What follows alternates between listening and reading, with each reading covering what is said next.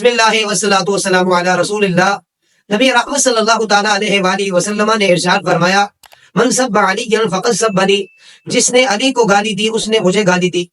اس کے دو مطلب ہیں، ایک تو یہ کہ اگر کسی نے حضرت علی رضی اللہ تعالیٰ عنہ کو خاندان کے حوالے سے کوئی گالی دی، برا بھلا کہا، تو اس نے رسول اللہ صلی اللہ تعالیٰ علیہ وآلہ وسلم کو برا بھلا کہا۔ اور یہ وہ لوگ سوچیں، وہ مولوی جو آج نبی رحمت صلی اللہ تعالیٰ علیہ وآلہ وسلم کی اولاد کے اوپر تان و تشنیع کرتے ہیں، سادات کو برا بھلا کہتے ہیں اور سب سے پہلے ان کے نسب پر تان و تشنیع کرتے ہیں، اس کے اوپر بات کرتے ہیں، تو ان کو سوچنا چاہیے کسی سید کو برا بھلا کہنا، اس کو گالی دینا، میں تو سمجھتا ہوں گویا وہ رسول اللہ صلی اللہ تعالیٰ علیہ وآلہ وسلم کی ذات کو گالیاں دے رہا ہے، چونکہ ان کے جسم میں نبی رحمت صلی اللہ تعالیٰ علیہ وآلہ وسلم کا خون ہے۔ اور دوسرا فرمایا وہ لوگ ہیں جو بغض کی وجہ سے حضرت علی رضی اللہ تعالیٰ عنہ کو برا بھلا کہتے تھے، تو فرمایا جو بھی حضرت علی رضی اللہ تعالیٰ عنہ کے حوالے سے برا کہتا ہے، تو رسول اللہ نے فرمایا جس نے علی کو برا کہا، جس نے اس کے ساتھ بغض رکھا، اس نے میرے ساتھ بغض رکھا۔ اور نبی رحمت صلی اللہ تعالیٰ علیہ وآلہ وسلم نے حضرت علی کے لیے فرمایا تھا کہ علی تیری مثال عیسیٰ علیہ السلام کی طرح ہے،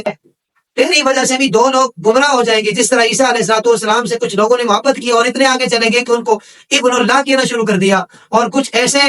ذلیل ہوئے، کچھ ایسے خوار ہوئے کہ جنہوں نے آپ کی والدہ مائدہ پر تہمت لگا دی، تو یعنی تیری وجہ سے بھی دو لوگ گمراہ ہوں گے، ایک تیری محبت میں اتنے آگے چلے جائیں گے کہ جو شان تیری نہیں ہوگی وہ بتائیں گے، اور ایک ایسے ہوں گے جو تیری شان کو تسلیم ہی نہیں کر سکیں گے۔ اور یہ آج کی بات نہیں ہے، شروع سے حضرت علی رضی اللہ تعالیٰ عنہ کے ساتھ بغض رکھنے والے لوگ موجود تھے۔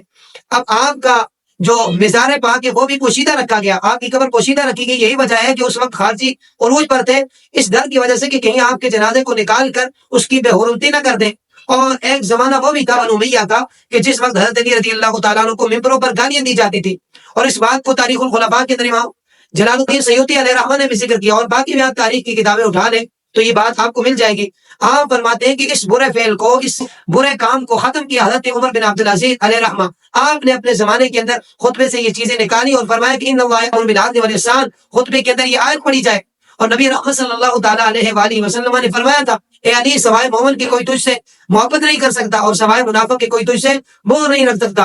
اور حضرت مولا کائنات نے فرمایا کہ میں اگر کسی مومن کی ناک پر تلوار بھی مار دوں تو وہ مجھ سے